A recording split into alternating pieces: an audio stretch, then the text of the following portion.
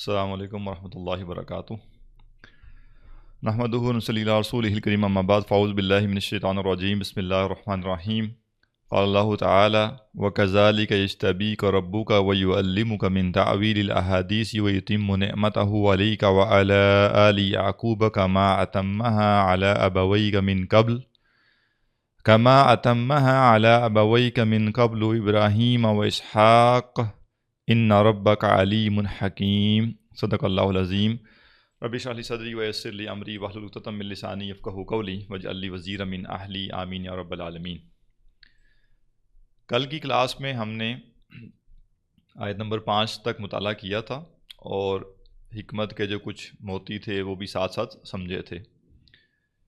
یوسف علیہ السلام نے جو خواب دیکھا تھا، اس خواب کے جواب میں حضرت یعقوب نے ان کو تعبیر نہیں بتائی فوراً سے کہ اس خواب کی تعبیر کیا ہے، بلکہ ایک حکمت عملی بتا دی کہ اپنے آپ کو محفوظ کرنے کا طریقہ یہ ہے کہ یہ خواب اپنے بھائیوں پر بیان نہ کرو، ورنہ وہ تمہارے خلاف چال چلیں گے، اور اگر وہ چال چلیں گے تو اصل میں یہ شیطان کا کیا دھرا ہوگا جو کہ فساد ڈالنا چاہتا ہے انسانوں کے مابین۔ اب اسی کلام کو آگے کنٹینیو کیا گیا ہے، وَكَذَلِكَ يَجْتَبِيكَ رَبُّكَ، اور اسی طرح تجھے چن لے گا تیرا رب، وَيُعَلِّمُكَ مِن تَعْوِيلِ الْأَحَادِيثِ، اور تجھے سکھائے گا احادیث کا علم۔ اب یہ جو احادیث کا لفظ ہے، عربی میں حدیث کہتے ہیں بات کو، تو اور تعویل کہتے ہیں کسی چیز کی تہہ تک پہنچنے کو، اس کی بنیاد تک پہنچنے کو۔ تو تعویل الاحادیث سے عام طور پہ تو جو مراد لی گئی وہ ہے خوابوں کی تعبیر، لیکن بعض مفسرین نے کہا کہ نہیں، یہاں خوابوں کی تعبیر صرف مراد نہیں ہے، بلکہ باتوں کی تہہ تک پہنچنے کا علم اللہ تعالیٰ عطا فرمائے گا۔ یہ حکمت کی آپ کے لیے انتہا ہے، حکمت کی یہ چوٹی ہے کہ کسی شخص کو معاملات کی تہہ کا پتہ چل جائے، معاملات کی بنیاد کا پتہ چل جائے۔ کیونکہ ہم کیا کرتے ہیں، انفارمیشن کا انبار جمع کرتے ہیں، معلومات، اور آج کا جو دور ہے ایج آف انفارمیشن، تو اصل میں انفارمیشن جو ہوتی ہے یہ اگر یوزفل نہ ہو، رزلٹ اورینٹیڈ نہ ہو، تو یہ فائدے کی جگہ نقصان دہ ہوتی ہے۔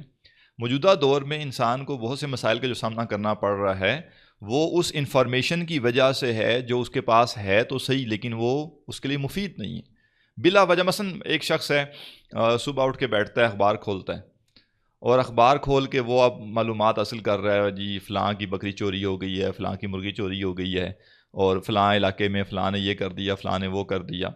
اب وہ معلومات کا انبار تو ذہن میں ڈالتا جا رہا ہے، لیکن اس نے کرنا کیا؟ اس سے کچھ بھی نہیں کرنا، بس وہ اس نے بیٹھنا ہے، پڑھنا ہے۔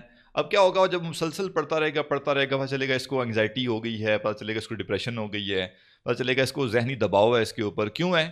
کیونکہ اس نے اتنی زیادہ ایسی خبریں پڑھی تھی جو کہ اس کو ڈپریس کرنے والی تھی۔ اب سوال یہ ہے، کیا دنیا تو جرائم کے ساتھ چلتی ہے؟ یعنی دنیا میں تو مسائل رہتے ہیں نا، کچھ نہ کچھ جرائم ہوتے رہیں گے، معاملات پیش آتے رہیں گے۔ اب وہ مجھے ضرورت نہیں تھی اس کو سننے کی، اس کو بار بار اپنے ذہن کو اس سے بھرنے کی۔ میری ضرورت کیا ہے کہ میں جس ماحول میں رہ رہا ہوں، جس علاقے میں رہ رہا ہوں، وہاں اگر کوئی جرم ہوتا ہے جس کا مجھ سے کوئی واسطہ ہے، وہ مجھے پتہ چلے اور میں اپنے آپ کو محفوظ کر سکوں۔ لنڈی کوتل میں کیا ہوا ہے اور چیچو کی ملیاں میں کیا ہوا ہے، وہ میرا کام نہیں ہے جاننا، اور نہ اس میں میرا کوئی فائدہ ہے۔ تو یہ جو ایکسیسو انفارمیشن ہوتی ہے، جب یہ انسان کے دماغ میں جاتی ہے تو انسان کیا کرتا ہے، ایک تو جیسے آپ یوں سمجھ لیجئے کہ آپ کے گھر میں سونے کی 4-5 چیزیں پڑی ہوئی ہیں، جیولری کی 4-5 آئٹمز ہیں جو سونے کے ہیں، اور اس کے ساتھ آپ نے ہزاروں لوہے کے اور کباڑ کی چیزیں بھی اکٹھی کی ہوئی ہیں، اور یہ سونے کی 4-5 چیزیں اور وہ جو کباڑ کی ہزاروں چیزیں ہیں یہ آپس میں گڑمٹ ہو گئی، مکس ہو گئی ساری۔ تو اب کیا ہوگا؟ اب جب آپ کو سونا چاہیے ہوگا تو اس پورے کباڑ کے اندر سے سونا نکالنا مشکل ہو جائے گا۔ ایسے ہی انسان نے جو ذہن میں انفارمیشن کا انبار اکٹھا کیا ہوا ہے، وہ بیسیکلی وہ کباڑ ہے جس کباڑ کا کوئی فائدہ نہیں ہے۔ اس کے بجائے اگر وہ ستھری انفارمیشن اکٹھی کرتا، جس انفارمیشن سے کوئی رزلٹ نکال سکتا، کوئی رزلٹ اورینٹیڈ ہوتی، کسی بات کی تہہ تک پہنچ سکتا، یا اس انفارمیشن کو اکٹھا کر کے کوئی مسئلہ حل کر سکتا اپنا، تو یہ ہے اصل میں جو قیمتی چیز ہے۔ لہٰذا فرمایا کہ اللہ تعالیٰ تمہیں کیا علم عطا کرے گا؟ تعویل الاحادیث۔ ایک معنی اس کا ہو گیا خوابوں کا علم، خوابوں کی تعبیر کا علم، اور دوسرا اس کا معنی ہو گیا کہ باتوں کی تہہ میں پہنچنا، کہ جیسے ہی کوئی بات سنی جائے تو اس بات سے کرنے کا کام کیا ہے، اصل بات سمجھ کے آ رہی ہے، حکمت عملی کیا ہونی چاہیے، میں اس تک پہنچ جاؤں۔ یہ ہے حکمت جو اللہ تعالیٰ کسی کو عطا کرے تو یہ بہت بڑی نعمت ہے۔ وَيُتِمُّ نِعْمَتَهُ عَلَيْكَ، اور وہ پوری کر دے گا اپنی نعمت تجھ پر، وَعَلَىٰ آلِ یعقوب، اور آل یعقوب پر، کما اتمھا، جیسے اس نے یہ نعمت پوری کی تھی، علی ابویک، تمہارے باپ دادا پر، من قبل، اس سے پہلے، اور باپ دادا کون ہیں؟ ابراہیم و اسحاق، حضرت ابراہیم پڑ دادا ہیں اور حضرت اسحاق جو ہیں یہ دادا ہیں، تو تمہارے یعنی والد اور دادا اور پردادا تینوں پر اس نے جیسے اپنی نعمت پوری کی تھی ویسی ہی نعمت تم پر بھی پوری کرے گا۔ عام طور پہ اس نعمت سے جو مراد لی گئی ہے وہ نعمت نبوت ہی ہے، کہ یہ نبوت کا جو معاملہ ہے یہ اللہ سبحانہ تعالیٰ جیسے حضرت ابراہیم کو دی گئی، جیسے حضرت اسحاق کو دی گئی، جیسے حضرت یعقوب کو دی گئی، ویسے ہی یہ نبوت کا معاملہ تمہارے ساتھ بھی کیا جائے گا۔ اچھا، نعمت کا لفظ ہم جب سنتے ہیں نا عام زبان میں، تو ہم فوراً سے ہمارے ذہن میں کوئی لگژری آئٹم آ جاتا ہے، اچھا جی نعمت آئی ہے، جی پیسہ آ گیا، نعمت جی گاڑی آ گئی، جبکہ اصل نعمت جو ہے یہ گاڑی، گھر اور یہ جو مال و دولت ہے یہ اصل نعمت نہیں ہے۔ اس دنیا میں جو اصل نعمت ہے وہ ہدایت ہے، اللہ کی بندگی کی توفیق ہے، کیونکہ اس دنیا میں بالفرض اگر کسی کو گاڑی مل گئی، گھر مل گیا، مال و دولت مل گیا، کاروبار دگنا چگنا ہو گیا، فیکٹری 1 سے 2 ہو گئی، دکانیں 1 سے 2 ہو گئی، 4 ہو گئی، اب سوال یہ ہے کہ یہ نعمت کب ہے؟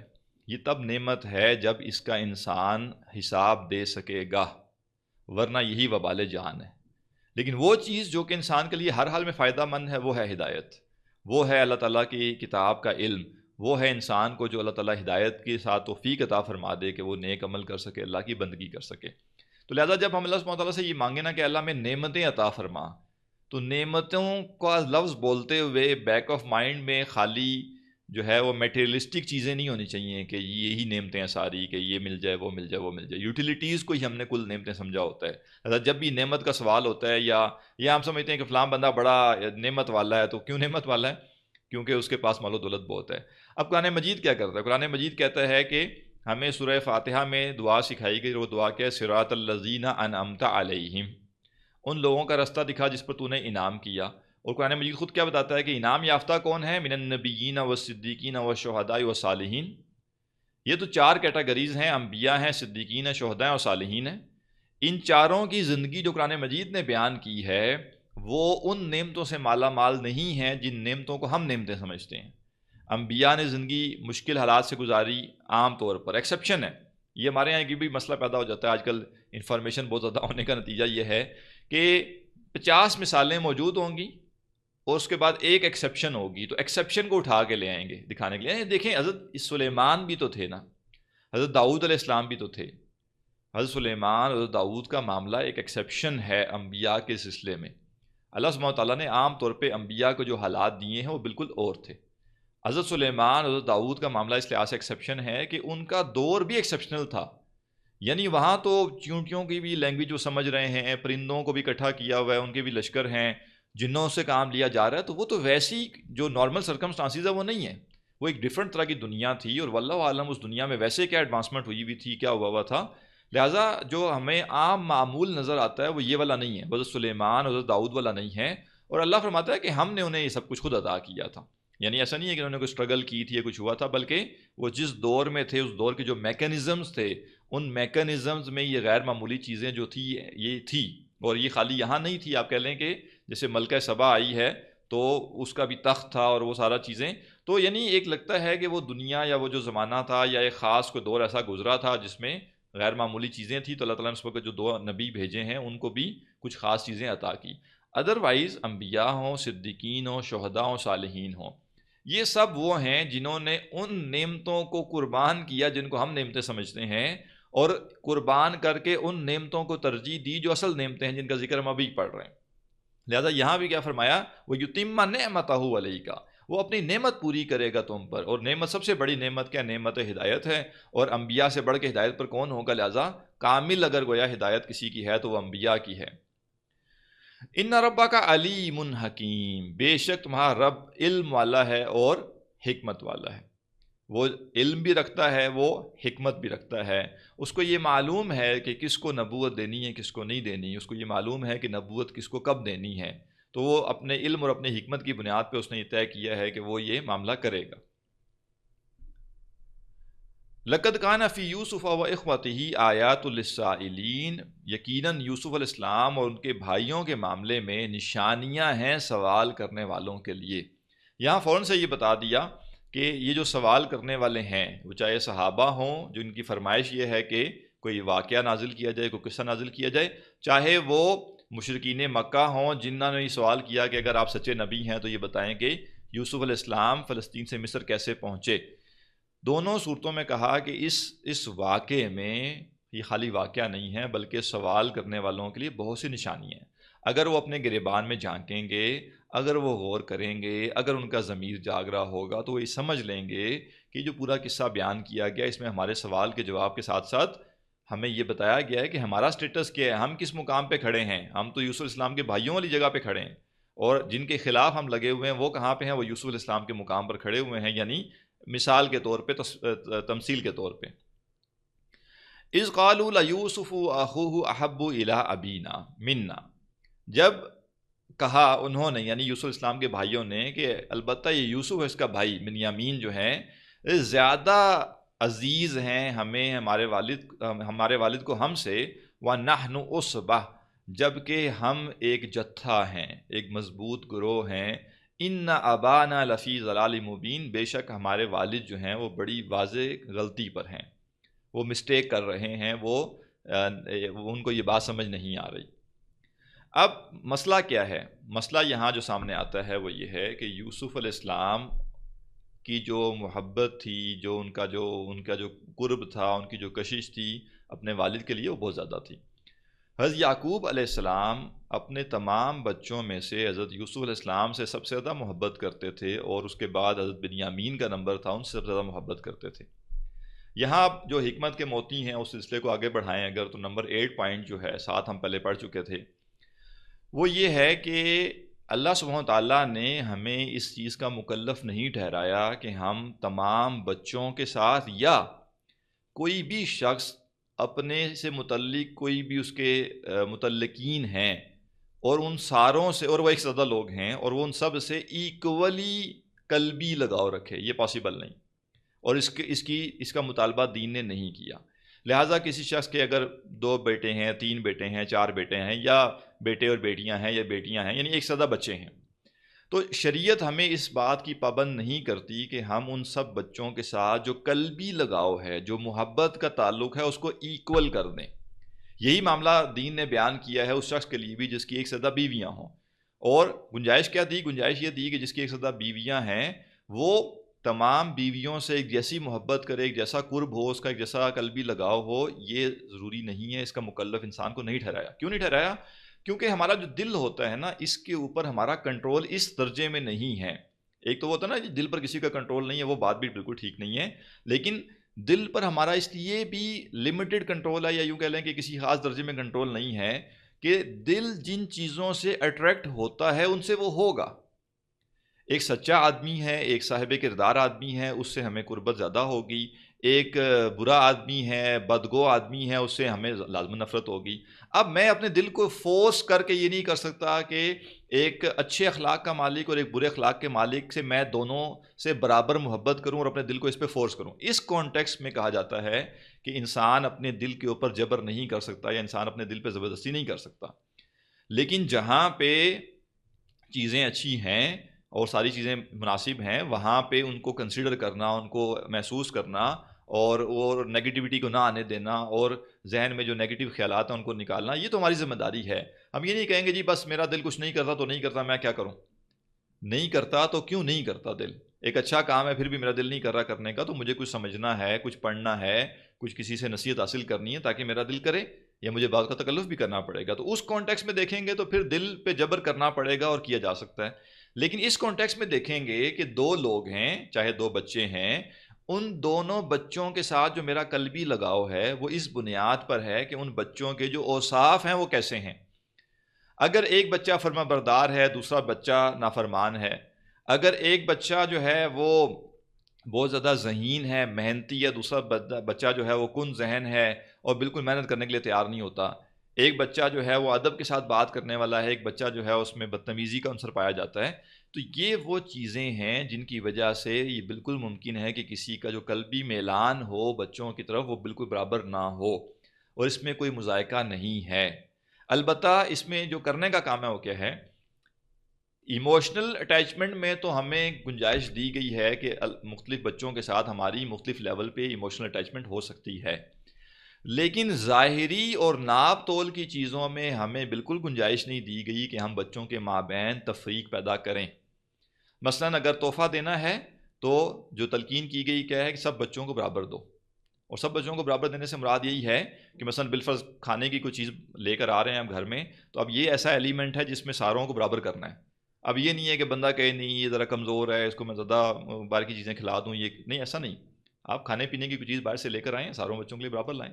لیکن کچھ ایسے تحفے ہو سکتے ہیں جو کہ اس بچے کے ایج یا اس کی ریکوائرمنٹ کے مطابق ہیں. مثلا ایک بچہ ہے، اب اس کی پڑھائی کے لیے جس یونیورسٹی میں اس کو داخل کرایا ہے وہ بہت ہی دور ہے، اور اس کے لیے کوئی ٹرانسپورٹ کا بندوبست کرنا یہ ایک اور چیز ہے، یہ یوٹیلیٹیز آتی ہیں. لیکن جو گفٹ ہوں گے، جو تحفے ہوں گے، عید پہ کپڑے لے کے دینے سب کو لے کے دیے جائیں گے، ایک جیسے لے کے دیے جائیں گے. ایک جیسے سے مراد رنگ اور ڈیزائن نہیں ہے، ایک معیار کے ہونے چاہیے. یہ نہیں ہے کہ ایک بچے کو بہت مہنگے لے دیے دوسرے کو بہت سستے لے دیے. تو ظاہری اسی طرح وقت دینے کا جو معاملہ ہے، جو بچوں کو وقت دینا ہے وہ بھی یہ نہیں ہے کہ اب 2 بچوں سے لگاؤ کم ہے تو ان کو بالکل اگنور کر دیا، اور 2 بچوں سے لگاؤ زیادہ ہے تو سارا فوکس انہیں پہ کیا. تو جو ناپ تول کی چیزیں ہوتی ہیں، جو مینجمنٹ کی چیزیں ہوتی ہیں، جو یوٹیلیٹیز ہوتی ہیں، ان ساروں میں عدل کرنا ہوگا بچوں کے ساتھ. اور عدل اس طرح سے کرنا ہوگا کہ کسی ایک کو بالکل ایک سائڈ پہ چھوڑ نہ دیا جائے. باقی ظاہر ہے مختلف ایج گروپس ہوتے ہیں بچوں کے، ان کی ریکوائرمنٹس ڈفرینٹ ہوتی ہیں. بعض کا ایک بچہ ایک ایسی ایج گروپ میں ہوگا جہاں اس کی پڑھائی پہ زیادہ فوکس چاہیے تو آپ اس کو دیں گے زیادہ فوکس، پھر دوسرا بچہ اس گروپ میں آئے گا تو پھر اس کو فوکس دیں گے، پھر تیسرا آئے گا تو اس کو فوکس کریں گے.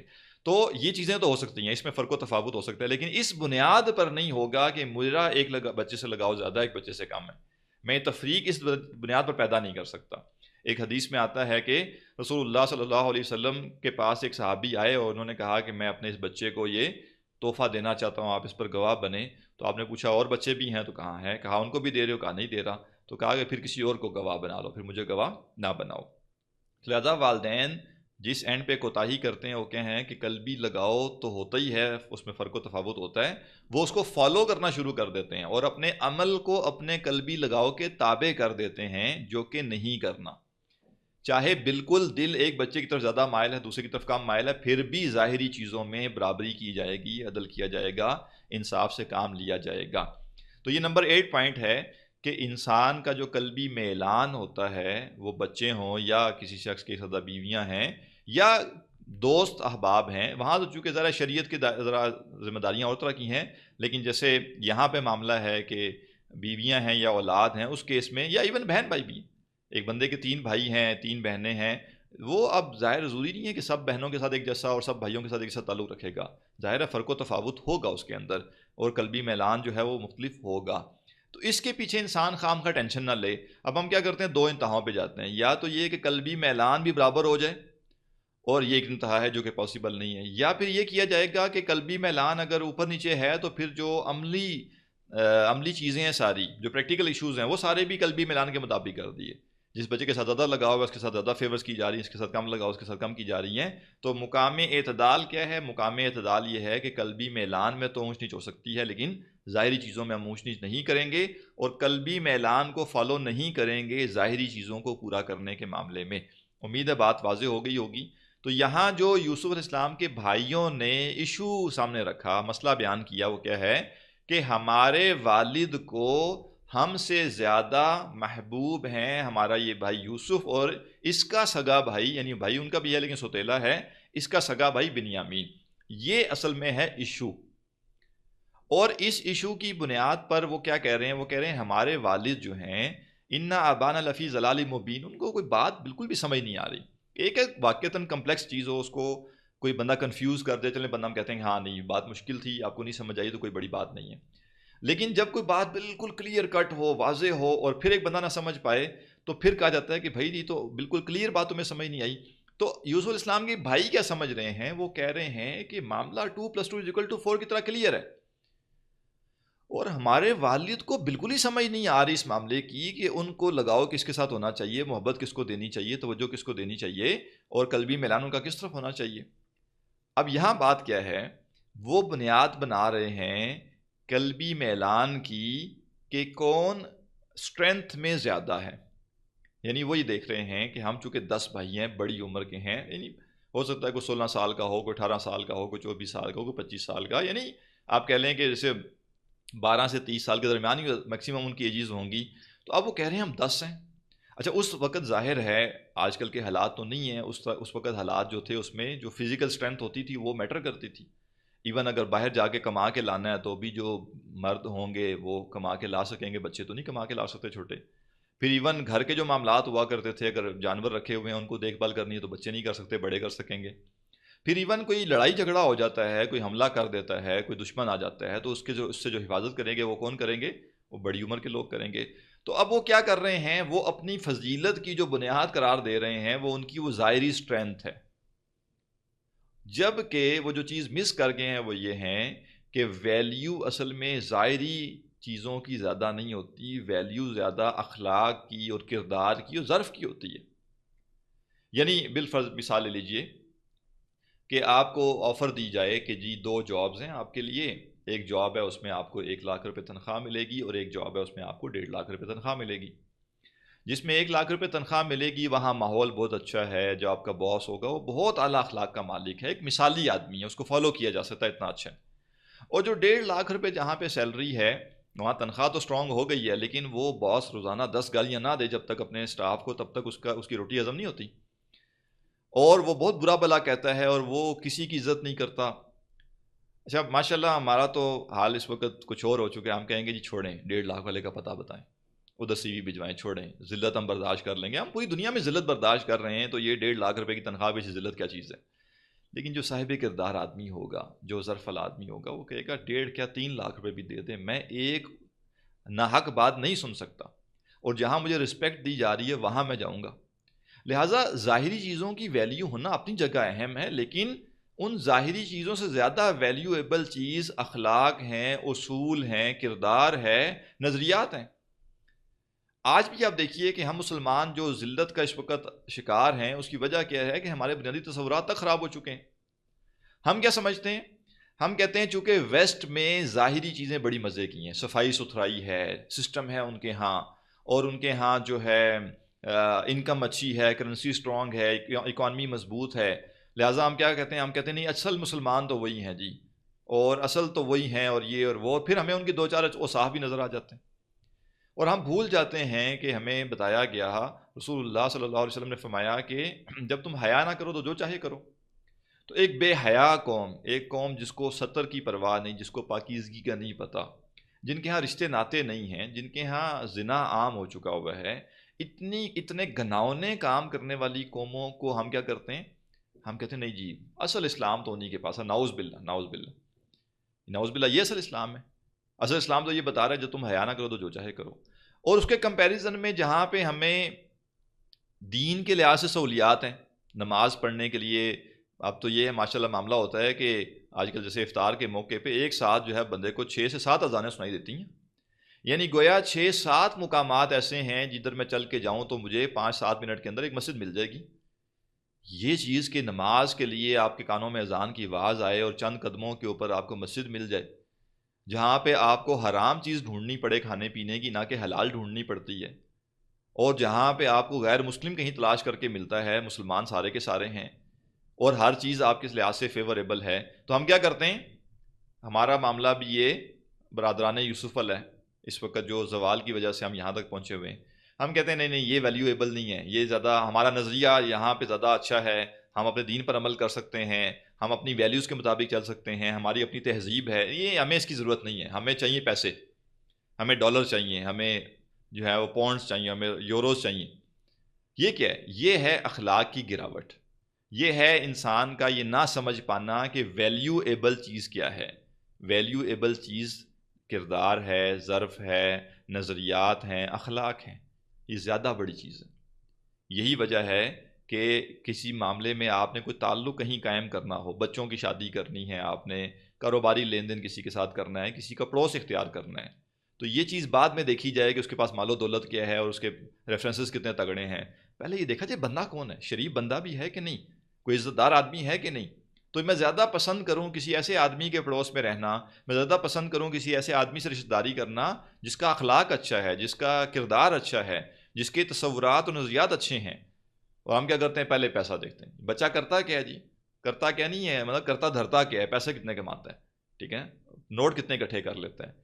تو سچا ہے، جھوٹا ہے، اچھے اخلاق کا مالک ہے، برے اخلاق کا مالک ہے، اعلیٰ کردار کا مالک ہے، دین پر عمل کرتا نہیں کرتا، اس کی ہمیں پرواہ نہیں ہوتی۔ ہاں بعد میں تکلفاً ہم کہتے ہیں ہاں نہیں، بچے کو ہم ایک دفعہ نماز پڑھتے ہوئے دیکھا تھا تو پڑھتا ہی ہوگا نماز، تو یہ چیز بھی آپ ادھر کلیئر کریں نا۔ یا یہ کیوں نہیں کہتے کہ نہیں ہم نے لگتا ہے کماتا ہی ہوگا، یہاں بھی ازمپشن کرنی چاہیے نا رشتہ کرتے ہوئے کہ نہیں کماتا ہی ہوگا۔ تو دین کے معاملے میں ہم ازمپشن کریں نہیں اتنا برا نہیں ہوگا، پڑھتا ہوگا نماز، ٹھیک ہے، پڑھ لے گا کوئی نہیں، اگر نہیں پڑھتا تو بعد میں پڑھ لے گا، اللہ تعالیٰ ہدایت دے دیتا ہے، اللہ تعالیٰ دلوں کو پھیر دیتا ہے۔ بھائی اللہ تعالیٰ ہدایت دیتا ہے، لیکن ساتھ اللہ نے کہا ہدایت کے لیے کوشش تم نے کرنی ہے۔ تو جو اللہ ہدایت دیتا ہے وہ مال نہیں دے سکتا، وہ باقی دنیا کے اسباب نہیں دے سکتا، تو ادھر کیوں ہم نہیں کہتے کہ اللہ دے دے گا؟ اس کا مطلب کیا ہے کہ ہمارے اندر گراوٹ پیدا ہو چکی ہے۔ تو بہرحال وہاں بھی یوسف علیہ السلام کے بھائی کیا کہہ رہے ہیں؟ وہ کہہ رہے ہیں کہ بھائی ہمارے والد کو بات سمجھ نہیں آ رہی، ہم 10 ہیں، جوان ہیں، اور ایک پورا گروہ ہیں، آپس میں اکٹھے ہیں، اور کوئی بھی کام سر انجام دینا وہ کر سکتے ہیں، اور یہ دو، ایک 10-12 سال کا، ایک 6-8 سال کا بچہ ہے، اور ناتواں ہیں، اور کچھ خاص جو ہے وہ فزیکل اسٹرینتھ ان کے پاس ایسی نہیں ہے، اور وہ 2 اور ہم 10۔ تو ہمیں ہمارے والد کو کیا کرنا چاہیے؟ ہمارے معیار کے مطابق طے کرنا چاہیے کہ زیادہ قلبی لگاؤ کس سے ہونا چاہیے۔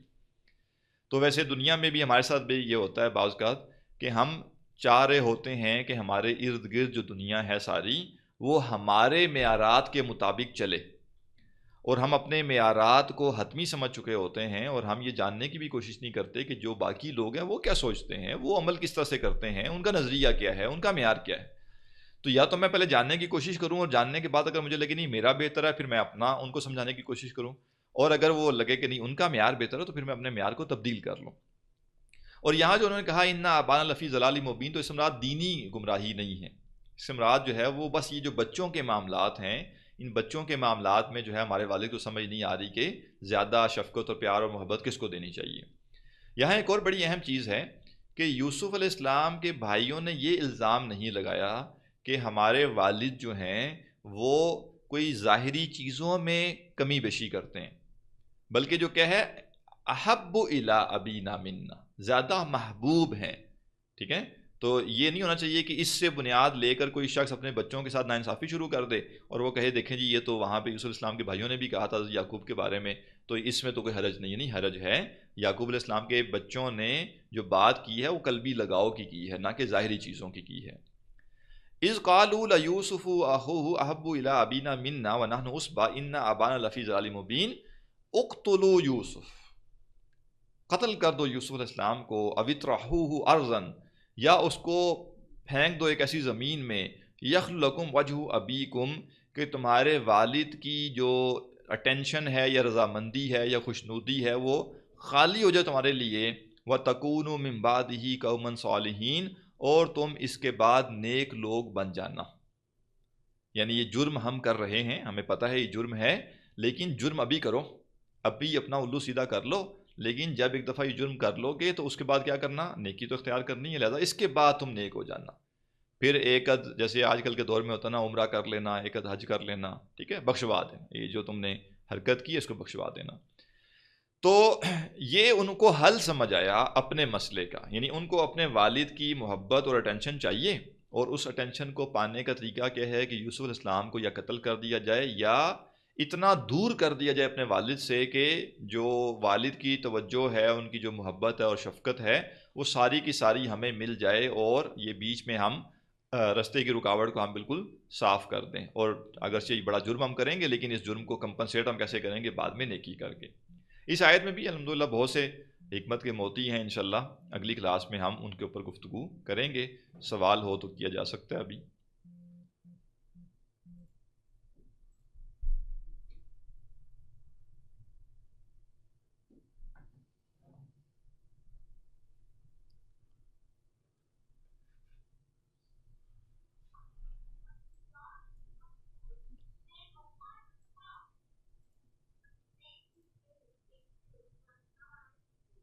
جی سوال کوئی ہے تو کر لیجئے۔ نے کہا کہ قلبی لگاؤ ہو سکتا ہے. اس کے بعد اگر آپ یہ دیکھیں کہ بعض اوقات بہت سارے گھروں کے اندر یہ چیز ہوتی ہے کہ بیٹیوں کو اور بیٹوں کے درمیان تفریق کی جاتی ہے. ایک بیٹا ہے, دو بیٹیاں ہیں, یا ایون بیٹے زیادہ ہیں, بیٹی کام ہے, لیکن بہت سارے گھروں کے اندر, پڑھے لکھے گھروں کے اندر اس بارے میں تفریق کی جاتی ہے. اب اس تفریق کے نتیجے میں احساس کمتری, اس تفریق کے نتیجے میں بہن بھائیوں میں آپس میں حسد, یہ چیزیں پیدا ہو جاتی ہیں, چاہتے نہ چاہتے ہو جاتی ہیں. اس کا پڑھائی لکھائی سے یا ان پڑھ ہونے سے میرا نہیں چاہتا کہ تعلق ہوتا ہے. جب ایک کو پریفرنس میں مل رہی ہوتی ہے تو ظاہر ہے کہ دوسرا جو ہے وہ اس چیز کو فیل کرتا ہے. اور اس کے معاملے میں پھر یہ ہے کہ جس طرح آپ نے ایک مثال دی تھی کہ جی ٹرانسپورٹ ارینج کر دیا تو دوسرے کو دے دیا, ایک کو نہیں دیا, ٹھیک ہے, یہ چیز ضروری چیز ہے. بہت ساری جگہوں پر ہمیں اپنے اینگل پہ فیل ہو رہا ہوتا ہے کہ ہمیں بھی اس چیز کی ضرورت ہے, لیکن ہماری یہ چیز جو ہے وہ کمپنسیٹ کسی اور اینگل میں کر دی گئی یا نہیں سنا گیا. تو اس ساری چیز کے اندر اللہ تعالیٰ یہ ساری چیزیں ایگزامپٹ کر دیتا ہے کہ قلبی لگاؤ جو ہے وہ ہو سکتا ہے. اس وجہ سے پھر وہ جو چیزیں پوری لائف امپیکٹ کر رہی ہوتی ہیں وہ ساری چیزیں نہیں کاؤنٹ نہیں ہوتی. جی دیکھیں, پہلا نقطہ تو یہ سمجھ لیجئے کہ ہم نے کہا کہ جو قلبی میلانات میں فرق آتا ہے وہ فرق کچھ ایسی بنیادوں پر اگر ہو جو بنیادیں صحیح ہیں تو اس میں کوئی مذائقہ نہیں ہے. اور یہ حقیقت ہے, جو بھی شخص صاحب اولاد ہے وہ یہ نہیں کہہ سکتا کہ مجھے اپنے تمام بچوں سے بالکل ایگزیکٹ برابر سب سے لگاؤ ہے, ایسا نہیں ہوتا. ہاں بہت چھوٹے بچے ہیں تو اور بات ہے, جو وقت گزرے گا بڑے ہوں گے تو لازماً ہم خود محسوس کرتے ہیں کہ بچوں سے لگاؤ میں فرق ہوتا ہے. اب اصل سوال یہ ہے کہ جو لگاؤ میں فرق آیا ہے وہ صحیح بنیاد پر ہے یا غلط بنیاد پر ہے. اگر وہ ایسی بنیاد پر ہے جو واقعتاً ایک حقیقی بنیاد ہے تو اس میں کوئی مذائقہ نہیں ہے, ہمیں شریعت نے اس کا مکلف نہیں ٹھہرایا. میں نے جسے عرض کر دیا کہ دونوں بچوں کے اوپر برابر محنت کی گئی ہے, لیکن کسی وجہ سے ایک بچے کی دوستی کسی ایسے کے ساتھ ہو گئی جس نے اس کو بگاڑ دیا, اور دوسرا بچہ جو ہے وہ زیادہ فرما بردار تھا, تو لا محالہ فرق آئے گا. لیکن یہ جو آپ نے سوال کیا اس میں تو کیا ہے کہ اب جینڈر کی بنیاد کے اوپر تقسیم کی جا رہی ہے, تو جینڈر کی بنیاد پہ تقسیم کرنا یہ تو غلط ہے. یہ تو دین نے ہمیں نہیں کہا کہ تم اپنا قلبی جو رجحان ہے وہ جینڈر کی بنیاد پہ کرو. اس کا مطلب ہے اصل میں اس شخص کے نظریات ٹھیک نہیں ہیں, یعنی یہاں پہ اس کے ذہنی تصورات ہی ٹھیک نہیں ہیں. اس کو لگ رہا ہے کہ مرد ہونا اور عورت ہونا اصل میں مرد ہونا افضل ہونے کی بنیاد ہے اور عورت ہونا کمتر ہونے کی بنیاد ہے. یہ تو اس کی جہالت ہے. تو یہاں اب شریعت کا مسئلہ نہیں ہے, یہاں اس کی جہالت کا مسئلہ ہے, اور جہالت اس کی جب دور ہو جائے گی تو وہ جہالت دور ہونے کے نتیجے میں اپنے اس مسئلے سے نکل آئے گا. یعنی جیسے ہمارے ہاں جو معاشرہ اس وقت ہے, یہ ذہن میں رکھنا چاہیے کہ جو پاکستان میں معاشرہ ہے یہ معاشرہ اسلامی معاشرہ نہیں ہے, یہ روایتی معاشرہ ہے جس کے اندر کچھ باتیں ہم نے اسلام سے لی ہیں, کچھ باتیں ہم نے ہندوؤں سے لی ہیں, کچھ باتیں ہم نے اپنے لوکل کسٹم سے لی ہیں, اور ملا جلا کے ہمارے تصورات بنے ہیں. لہذا یہ بیٹیوں کو کمتر سمجھنا اور بیٹوں کو برتر سمجھنا یہ اصل میں یہ تو ہندوازم سے آیا ہمارے ہاں. تو اگر آپ کوئی بندہ ہندوازم کے کسی تصور سے متاثر ہو کر اپنے بچوں میں ڈسکرمنیشن کر رہا ہے تو ظاہر ہے اس کی تو اسلام اس کو اجازت نہیں دیتا. لیکن اس کا ہرگز یہ مطلب نہیں ہے کہ اس کو ختم کریں گے تو اس کے بعد برابری ہو جائے گی.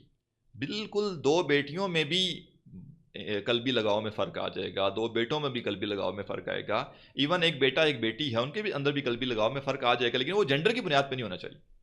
مثلا اگر بالفرض واقعتاً بیٹا بہت زیادہ فرما بردار ہے, بہت زیادہ محنتی ہے, بہت اچھے اوصاف کا مالک ہے, اس کے کمپیریزن میں بیٹی کے اندر اوصاف اس نے زیادہ نہیں ہے, تو اس وجہ سے فرق آ گیا, آپ کوئی مذائقہ نہیں ہے. آپ کو یہ عورت یہ نہیں کہہ سکتی کہ یہ جینڈر کی بنیاد پہ تقسیم ہوئی ہے, نہیں, جینڈر کی بنیاد پہ نہیں ہے. اور اگر وائس ورثہ بھی ہو سکتا ہے کہ جو بیٹی ہے وہ زیادہ فرما بردار ہے, زیادہ وہ ہے, اور بیٹا جو ہے وہ کم ہے, تو لہٰذا اس لگاؤ الٹا ہو جائے گا, تھوڑا سا اوپر نیچے آ جائے گا. اب آپ نے جو بات کی احساس محرومی کی, احساس محرومی اصل میں زیادہ تب پیدا ہوتا ہے جب کوئی شخص اپنے یہ جو ایموشنز کا فرق ہے اس کو امپلیمنٹ کرنا شروع کر دے. جب امپلیمنٹ, جیسے آپ نے کہا کہ ایک کو دے دیا دوسرے کو نہیں دیا, تو یہ تو اصل میں وہ غلط کام کیا نا. یہ تو ہم نے پہلے کہہ دیا کہ ظاہری چیزوں میں تو پھر ناپ تول میں برابری ہوگی, اس میں عدل ہوگا. اور ہاں, عدل کا مطلب یہ نہیں ہے کہ اب ایک 30 سال کا بچہ ہے اور ایک 12 سال کا بچہ ہے تو دونوں کو گاڑی جیسی لے کے دی جائے گی. عدل سے مراد یہ نہیں. عدل سے مراد یہی ہے کہ بھائی اگر ایک بچے کو آپ نے ایک چیز دی ہے اور دوسرا بھی اس کو ڈیزرو کرتا ہے تو اس کو بھی دیں گے. بچوں کو ہو سکتا ہے یہ محسوس ہو کہ میں ڈیزرو کرتا تھا جبکہ وہ نہ کرتے ہوں. مثلا بالفرض وہ 10 سال کا ایک بچہ ہے, وہ سوچ رہا ہے کہ جی 20 سال والے بھائی کو بائک لے کے دیا گیا تو مجھے بھی لے کے دیں, لیکن وہ ڈیزرو نہیں کرتا ہوگا, تو ہو سکتا ہے احساس محرومی پیدا ہو جائے. یا ہو سکتا ہے اسے یہ محسوس ہو کہ اچھا ٹھیک ہے 20 سال والے کو بائک لے کے دیا تو مجھے وہ فلاں جو کارز ہوتی ہیں, وہ جو ٹوائز والی ہوتی ہیں, وہ لے کے دینی چاہیے. تو کسی کا یہ محسوس کرنا کہ میرا کیا رائٹ بنتا ہے, یہ ضروری نہیں ہے کہ ویلڈ ہو. ویلڈ بھی ہو بھی سکتا ہے, انویلڈ بھی ہو سکتا ہے.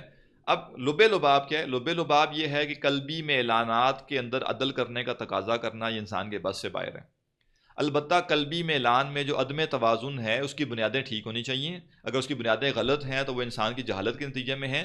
انسان جو ہی اس جہالت سے نکلے گا، بس آپ دیکھیں ایک بندہ ہے بالفرض وہ بیٹیوں سے بالکل پیار نہیں کرتا، اور یا اس کی صرف بیٹیاں ہیں اور وہ یہ سوچے بیٹھا ہے کہ یہ سارا قصور میری بیوی کا ہے اور وہ اس کو تانے دے رہا ہے۔ اب اس شخص کو دین سمجھ آ جاتا ہے، اور جب اس کو دین سمجھ آ جاتا ہے اس کو پتہ چلتا ہے کہ نہیں بھئی بیٹیاں تو اللہ تعالیٰ کی رحمت ہیں، اور 2 بیٹیوں کی پرورش پانے پہ تو جنت کا ٹکٹ دیا گیا، بلکہ انہی بیٹیوں کو جنت کا ٹکٹ سمجھا جاتا ہے، اور جس نے 3 کی پرورش کر دی تو ماشاءاللہ گئے ہیں، پکا ٹکٹ ہو گیا اس کا۔ تو یہ جس کو پتہ ہے یوں ہی اس کی تصورات چینج ہوں گے تو فوراً سے اس کا بیٹیوں سے لگاؤ پیدا ہو جائے گا۔ اس کا مطلب کیا ہے؟ اس کا مطلب یہ ہے کہ جو قلبی میں اعلانات کا معاملہ تھا اس کے آگے اس نے خود بند باندھے ہوئے تھے، اس کے غلط تصورات، اس کی جہالت نے خرابی پیدا کی ہوئی تھی۔ یوں ہی وہ جہالت دور ہوئی ہے تو معاملات ٹھیک ہو گئے۔ لیکن جب کوئی شخص دین کے مطابق چل رہا ہے، دین کے تصورات کے مطابق چل رہا ہے، اس کے بعد بھی اگر واقعتاً صحیح بنیادوں کے اوپر قلبی میں اعلانات میں فرق ہے تو اس میں مذائقہ نہیں ہے۔ اور اب اگر کسی بچے میں احساس محرومی پیدا ہو رہا ہے جبکہ ظاہری چیزوں میں برابری کی جا رہی ہے تو اب اس کا مکلف والدین نہیں ہے۔ یعنی ہر مسئلے کا حل کسی کو کر دینا یہ دین نے ذمہ داری عائد نہیں کی، بلکہ دین نے کہا ہے کہ جو تمہاری صلاحیت ہے، جتنی تمہاری کیپیبلٹیز ہیں اتنے اس کے اندر رہ کے تم نے کرنا ہے۔ تمام تر کوششوں کے باوجود بھی اگر جیسے عام طور پہ آپ نے دیکھا ہوگا، یہ مشاہدہ کیا ہوگا کہ بعض گھرانے ایسے ہوتے ہیں کہ جس میں چاہے وہ بڑا بچہ ہو، چاہے سب سے بڑا ہو، چاہے سب سے چھوٹا ہو، سب سے زیادہ عنایتیں اسی کے اوپر کی جاتی ہیں، اور سب سے زیادہ جو ہے وہ آپ کہہ لیجئے کہ نافرمان یا سب سے زیادہ جو ہے غیر ذمہ دار بھی وہی ہوتا ہے۔ اور جنہوں نے بعد میں سٹرگل کر کے محنت کر کے کچھ اوپر آئے ہوئے ہوتے ہیں، اپنے بلبوتے پہ کچھ انہوں نے ارن کر کے کچھ کیا ہوا ہوتا ہے، تو وہ جس نے والد صاحب کے پیسے لے کے کھائے ہوئے ہوتے ہیں وہ بھی شکوہ یہ کر رہا ہوتا ہے کہ نہیں نہیں نہیں جناب، میرے ساتھ تو ناانصافی کی گئی ہے، اصل میں تو ساری پیار محبت ان کو دے دی گئی اور مجھے کوئی نہیں۔ جس کو سب کچھ ملا ہوا بھی ہوتا ہے، بجائے اس کے کہ وہ یہ احساس کرے کہ نہیں میرے ساتھ فیور زیادہ کی گئی تھی۔ تو انسان کا مسئلہ یہ ہے کہ انسان جب یہ کہتا ہے نا کہ میں محروم کر دیا گیا ہوں، تو یہ ضروری نہیں ہے کہ اس کا یہ جو احساس محرومی ہے یہ ویلڈ بھی ہو۔ کیوں؟ کیونکہ اگر میں اپنے رائٹ سے زیادہ رائٹ کی توقع کر رہا تھا، اور ہو سکتا ہے مجھے میرے رائٹ سے تھوڑا سا زیادہ بھی دے دیا گیا ہو، لیکن میری ایکسپیکٹیشن چونکہ بہت زیادہ تھی تو مجھے لگے گا کہ مجھے جو دیا گیا ہے وہ میرے رائٹ سے کم دیا گیا ہے، جبکہ ہو سکتا ہے اس کو اس کے رائٹ زیادہ دیا جائے۔ لہٰذا بچوں کا یہ کہنا، کسی بچے کا یہ کہہ دینا کہ جی ہمارے والد یا ہماری والدہ یا ہمارے پیرنٹس جو ہیں وہ ہمارے ساتھ ناانصافی کرتے ہیں، اس کا یہ مطلب نہیں کہ حرف آخر بس ٹھیک ہے، بچہ ٹھیک کہہ رہا ہے۔ وہ ٹھیک بھی کہہ سکتا ہے، وہ غلط بھی کہہ سکتا ہے، اور والدین بعض معاملات میں جو ہے وہ جو ان کا قلبی میلانات کا معاملہ مختلف ہوگا وہ ویلڈ ہوگا، اور بعض معاملات میں ویلڈ نہیں ہوگا۔ فیصلہ کس چیز سے کیا جائے گا؟ فیصلہ کیا جائے گا دین کے مطابق۔ اگر تصورات ہیں تو پھر اور بات ہے، اور اگر جہالت سے تصورات آئے ہوئے ہیں اور جاہلیت سے تصورات آئے ہوئے ہیں پھر معاملات کچھ اور ہیں۔ امید ہے بات واضح ہو گئی ہوگی۔ ٹھیک ہے جی، اسی پہ اکتفا کرتے ہیں۔ سبحانک اللہم و بحمدک، نشہد ان لا الہ الا انت، نستغفرک و نتوب الیک۔